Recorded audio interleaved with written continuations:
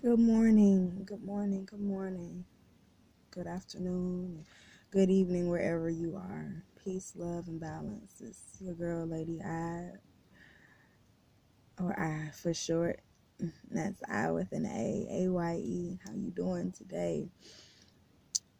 Just had a few things on my heart. I've had a few things on my heart lately. I just haven't had the energy to share. Because, when you are doing this type of work, because I'm a healer. I'm a healer. I'm a shaman.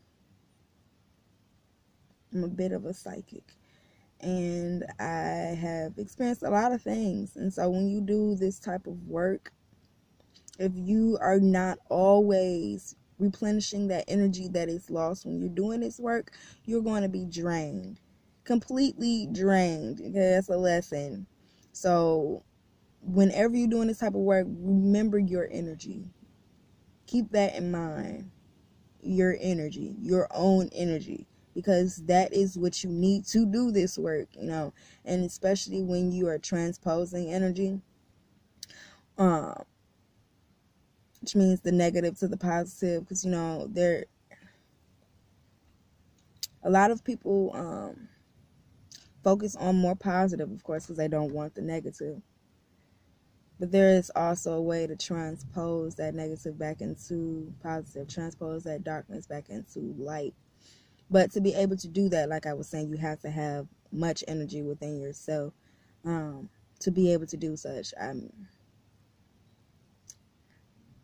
And I've done it several times before. I mean, this is honestly a lifestyle of mine that I've done. I realize that's why I've had a lot of experiences that most people don't even realize that I have, because I don't carry them on my shoulder.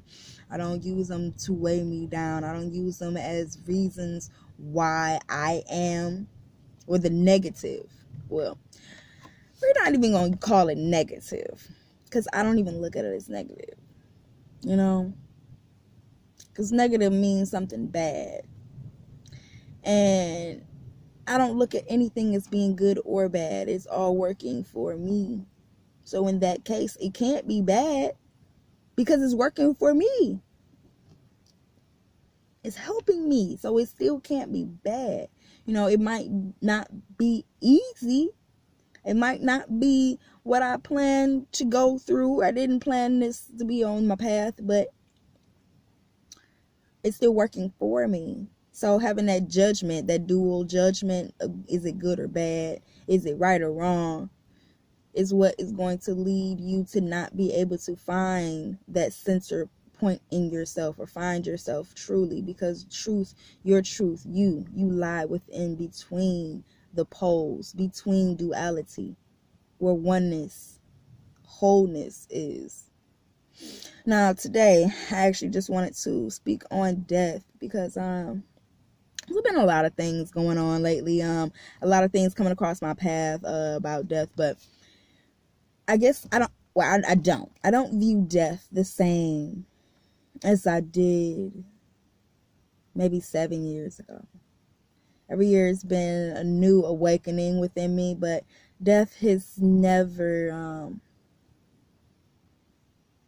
been understood to completion the way that it should be by most. And not saying to not feel the sorrow of losing someone close to you, because of course they are not in that physical body anymore. So of course you will miss the hugs, you will miss the kisses, you will miss being able to pick up the physical telephone and being able to phone these people up or text them and let them know how you feel or hear their voice.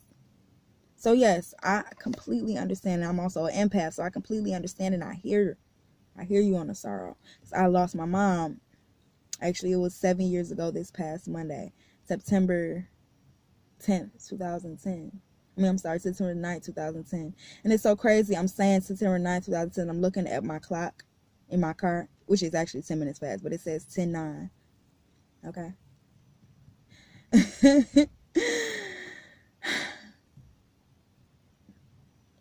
Death does not exist. Death does not exist. Okay. We're going to use another example. Say you have gases. in an area. Gases have been sprayed in a massively in an area. Okay. After a while, well, in the beginning, you're going to smell those gases. They're there. They're prevalent there. You know they're there. After a while, those gases are going to start to dissipate. The smell is going to minimize. And you're not even going to be able to smell it after a while. But are those gases that were sprayed still there? Yes, they are. They may have gone to a mode to where they are very minimally detected, but they're still there. That's the same thing as death, because death does not exist, because we are all energy. Everything is energy, and if we are all energy and everything is energy, and energy cannot be destroyed. It can never be destroyed. It can only be transposed, transformed, transferred. That's it. So when someone leaves this body, that means they're not detectable in the physical sense anymore. It doesn't mean that they're not there anymore. It just means that you can't detect them. And I'm not even going to say you can't detect them, because that depends on your frequency. Now, if you raise your frequency to a higher frequency that they are on, you can still have those conversations. Your loved ones are not gone. They have not gone. And if you consider yourself whole, you consider yourself the universe, you consider yourself all, and all is you, they are still there because they're in you too. Okay? Since this is a dualistic reality, they're in you too. Yes, they still exist, not physically, but they still exist in another dimension, but they are still within you too. So don't ever forget that. Because it was never meant to be separation between the living and the dead. It was never meant for there to be a separation. Everything is everything. And everything will be.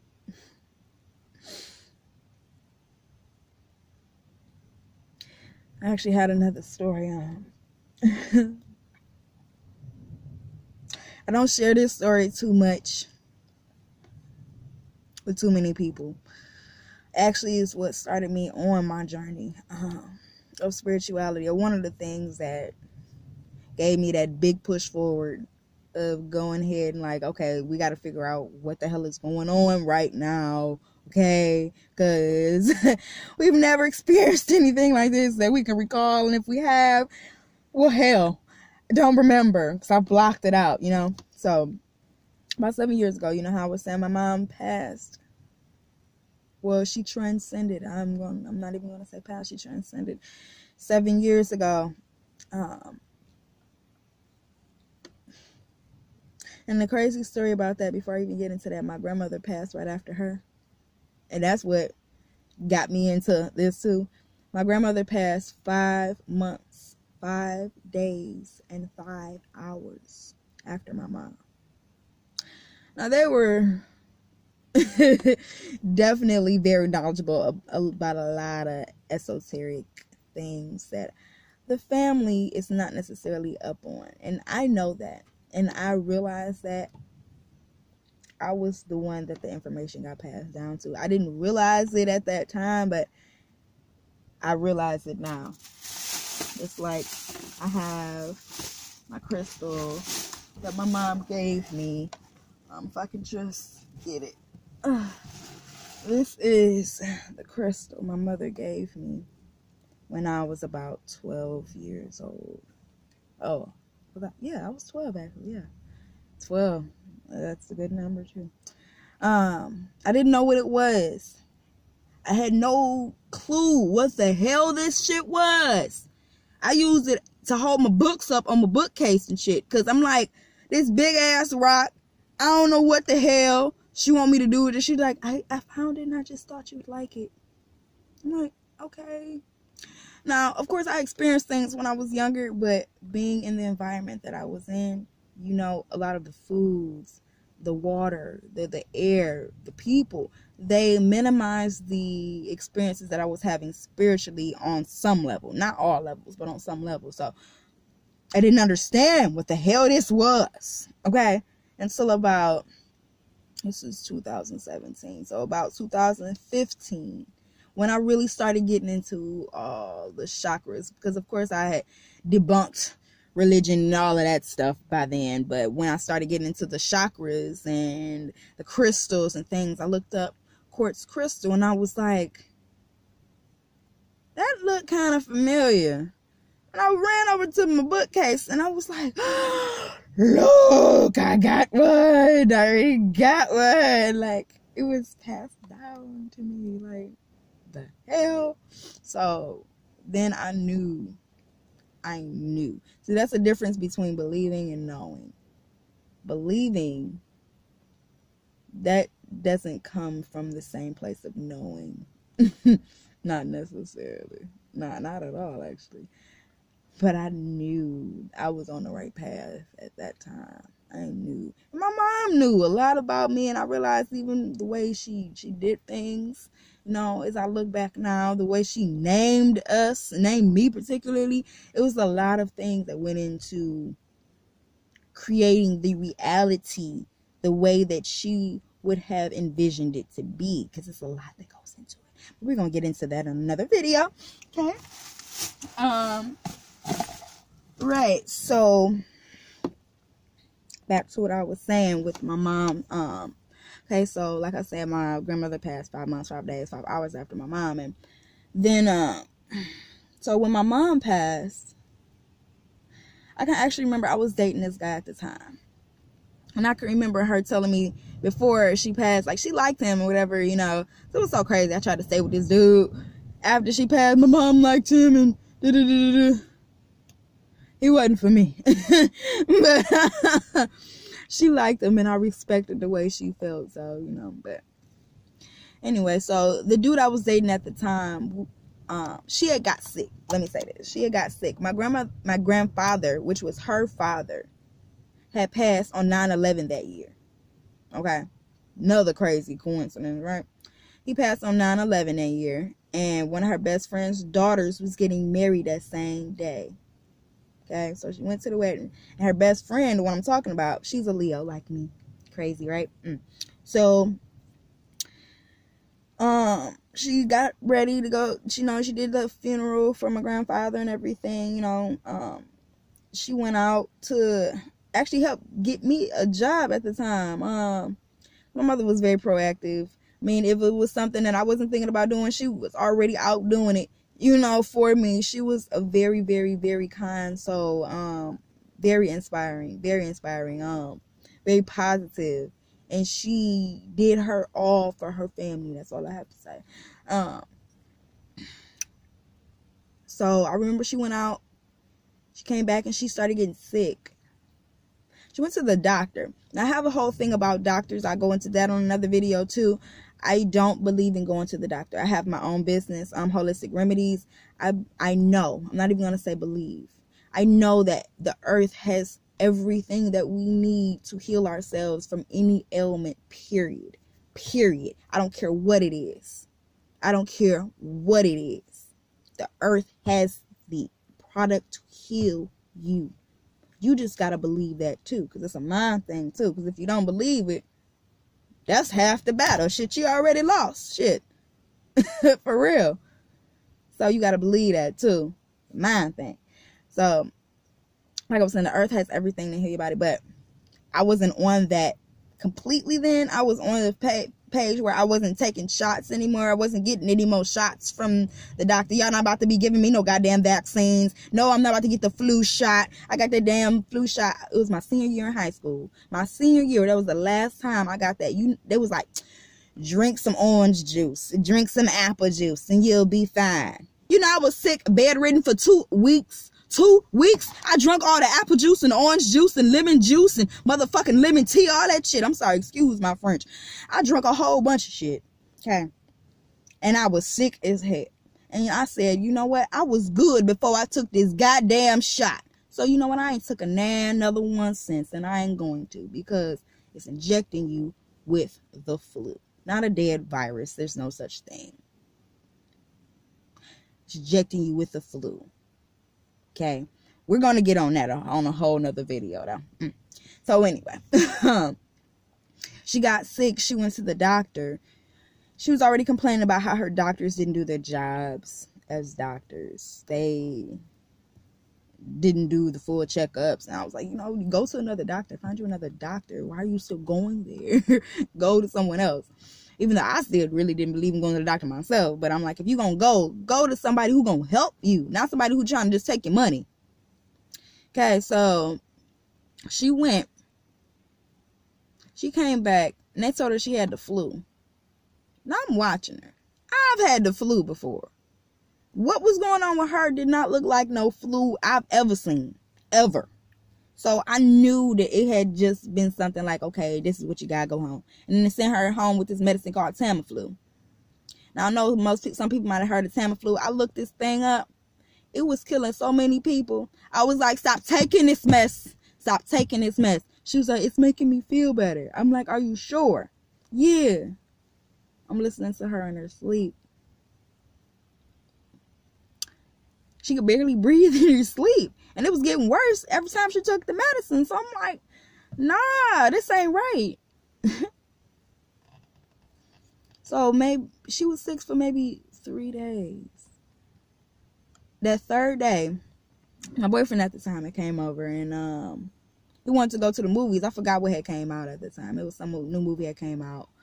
And my mom was sick, so I really didn't necessarily want to leave her there by herself because she was sick and like damn near immobile. Like, I mean, she already had walked with a cane and everything. She had MS for 12 years, and she had been through a lot of other things, you know, already. So I didn't want to leave her there by herself, but she was like, it's okay, go ahead, have a nice time, you know, go see the movie, I'm gonna be okay. I'm like, are you sure?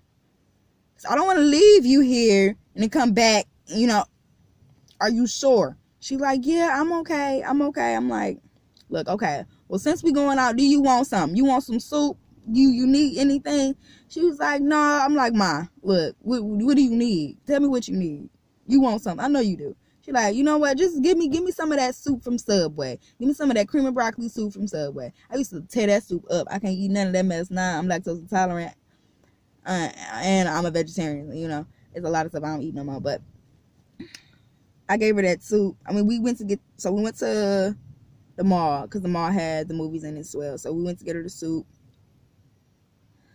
After we went to the movies, we went to get her the soup. So I come home. It's dark now. She's laying on the couch because she didn't want to lay in the bed with my father because she was so sick. She didn't want to get anyone else sick. I understood that. So I'm like, well, okay, Mom, like I said, I got your soup. You want it now? She's like, no, just put it in the fridge for me. I'm not really hungry right now. I'm like, you sure? She's like, yeah, I'm okay. So I was like, okay, well, do you want me to lay down here with you? She's like, nah, girl, like, go in your room. I want to get you sick. Like, I know you don't, Mom, but look, if you need something, I need to be able to hear you if you're calling. So she was like, no, I don't want you sleeping down here. Go upstairs. I'm like, okay. Look, I'm going to leave my bedroom door open. So if you need me, call me. Look, I never leave my bedroom door open when I sleep. I never leave it open when I sleep because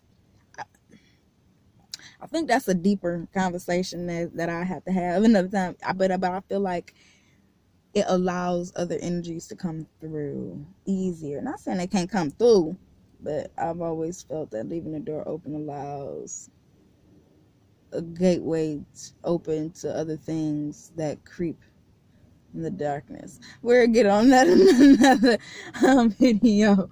But I left my door open. Now, I remember going to sleep. I can remember going to sleep. I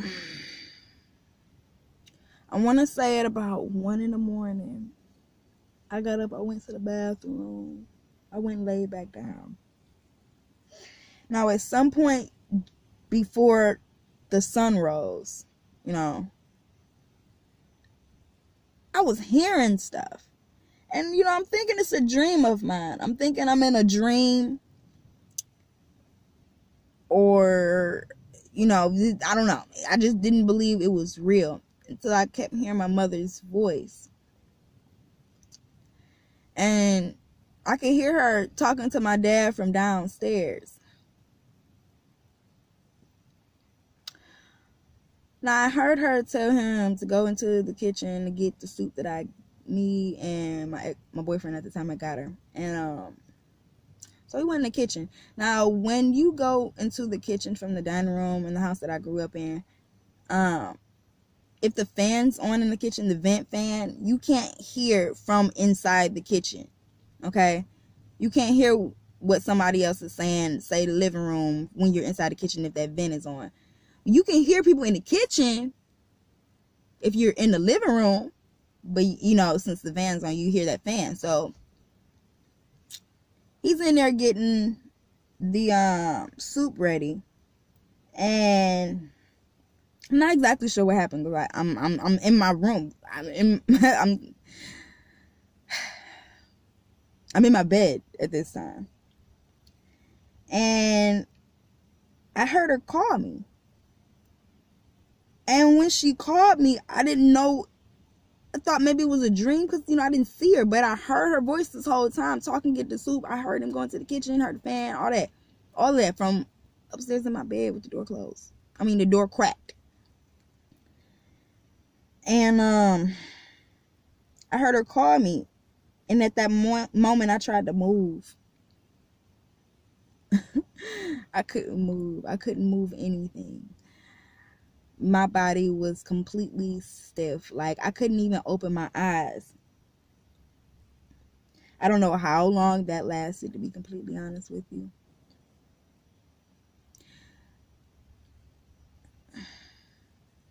I heard her call my dad. He couldn't hear her. He was down there, but he couldn't hear her because he was in the kitchen. I heard her call me again, and I couldn't move. So after some time passed, I saw these lights flashing. Like, you know how, I don't know if you know, but if your eyes are closed, you can still see things, you know, passing your lids to some extent. You know, so I see these things flashing, even with my eyes closed. I see stuff flashing. I'm like, what is going on? You know, in this state, I'm still stuck. I can't move. Okay?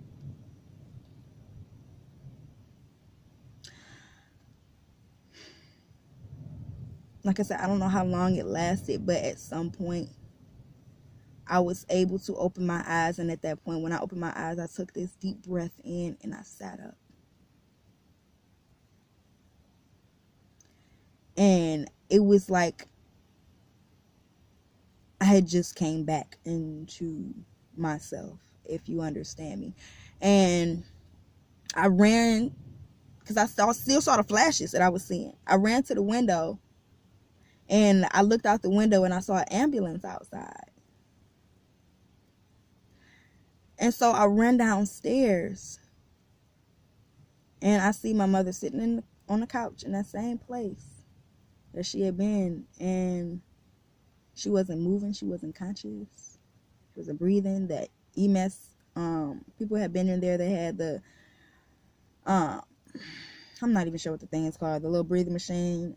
They had put the machine into her neck and on her face, so because she couldn't breathe on her own anymore. So my dad told me to just say my last goodbyes to her, basically. At that point, I still felt, you know, that death was the end to an extent, you know, sort of, you know, even being a Christian, you know, it's not completely the end, you know, you're going to see him again in heaven, isn't it? But it was the end to an extent. So I thanked her, though. I thanked her, and I wished her well. Now, I didn't get into, actually, 2 weeks before that, she had actually came to me and told me that she felt tired. She felt tired. So I actually had to come to the realization within myself that me wanting her to stay here with her suffering through whatever she was suffering through would be selfish of me. That would be completely selfish of me, because she's suffering and she doesn't deserve it.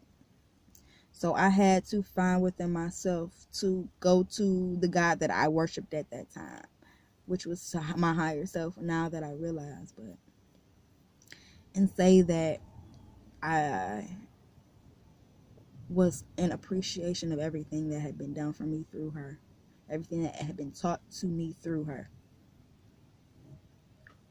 and it would never leave.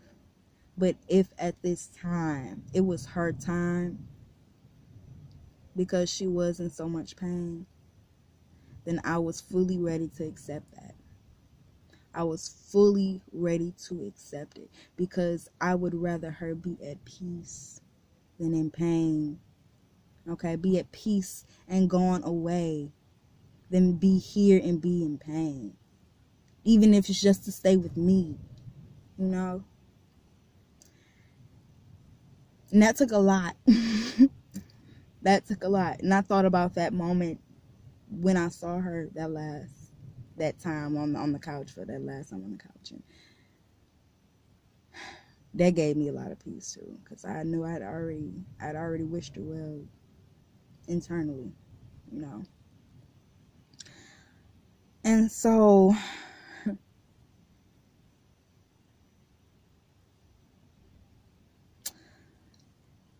after they took her away, I can remember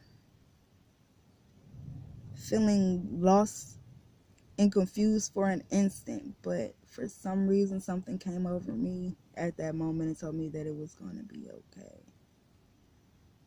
So at that moment I became the strength of the family, which she had once was. I had to, you know, I had to. It was more than I had expected to go through, you know, in any capacity with that. It was new.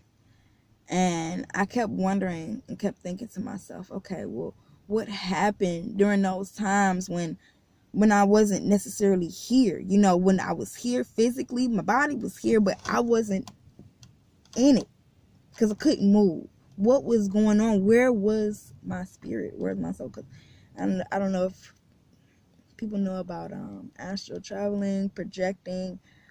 That's what happened, but I didn't do it purposely. You know, this happened when I was younger, of course. A lot of children experience a lot of things like that, but we write it off as something that didn't really happen, so we stop having these experiences. But that night, I kept wondering where it was that I had went. And something kept telling me I had went wherever she was. Or I had went to walk her over to an extent, you know. And that's why I couldn't come back to an extent, because I was still walking her over. And that's why when I did actually get back physically, she was gone to an extent. To an extent. She wasn't completely gone, but she was. It was like I had really walked her over spiritually. And I didn't understand that until I knew that that was actually a thing.